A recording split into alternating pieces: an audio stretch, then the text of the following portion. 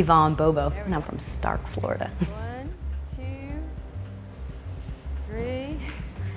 I'm a sculptor, and I'm mostly, well, I sort of, people consider that I'm a metal artist, but I like to work in other materials, but I make a lot of metal stuff.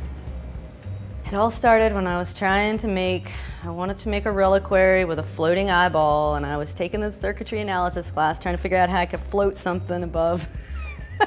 And then I ran into Tyler French one day, and he needed help on a big archway. We became friends, and then he offered me a job. And I said, you know, I don't know how to do any metal work, and I can't weld. Are you sure you want to hire me? And he said, yep. He taught me to weld, and then that's how I started.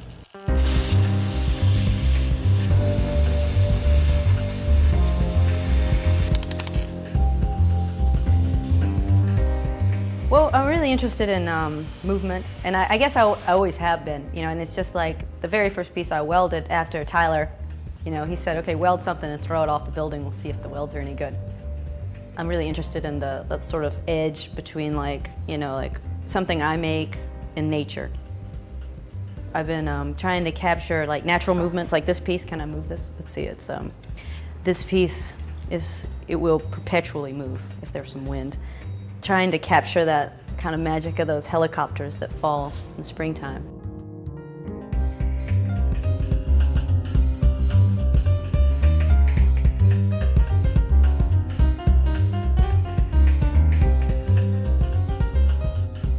Trying to kind of focus in on whatever it is that nature's doing that we used to pay attention to, and maybe we don't have time. Watching grass move around or seeds fall out of trees, I don't know. Stuff we did when we were kids. It is like magic, because I don't know what they're gonna do. And even if I think I know what they're gonna do, they're doing something else. Because wind is strange. It's not constant, it's not, you know, it moves in circles, you can't predict it.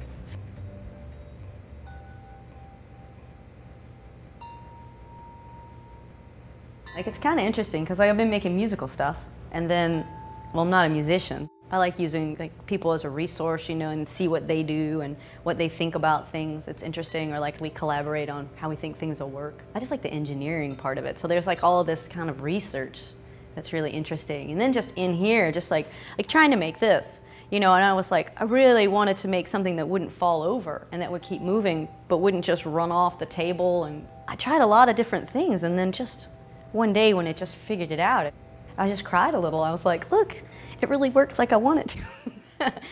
I mean, I wasted a ton of paper and glued a lot of things together, and all this stuff didn't work. Yeah, but one day, you know, it kind of comes to me.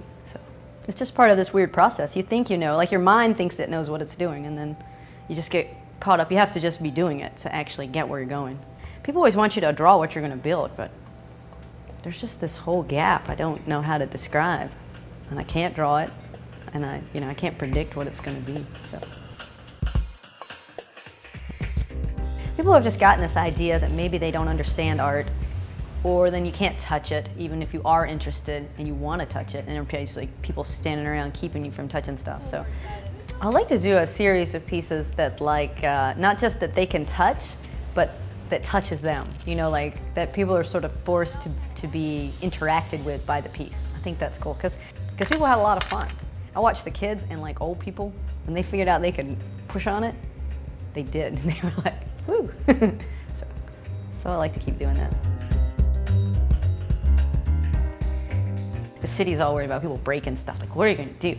Like, people are gonna break things, or people are gonna spray paint things, or people are gonna kill people in the parks if you put stuff that people wanna go see. I mean, it's just like, it's all fear-based, right? You know, you're just like, God, well, maybe people will do good things in the park, and they'll stop, like, you know, they'll stop doing bad things. So I think that's what happened to Peabody Park. Like, you watch that park really turn around. You know, it was like Wino Park for years. And then they made that great water park, and then we put the sculptures in and the plantings, and now you just see kids and people with their dogs, and it's, you know, you can see that art can really overtake, you know, a space, and they feel it's theirs again. So for all the people who think public art's a waste of money, you know. Well, I like to think that it actually moves people to other planes in their brain, that they could, like, inspires them to do something too. Like, when I see great stuff, I'm like, well, why aren't I doing something? I think we need to build areas that, you know, support art and people want to go look at things and, I don't know, interact with it. Yeah, I don't know why it's art. I don't know. It's just like my whole life is art. I don't know. Why is it important? It's my whole purpose.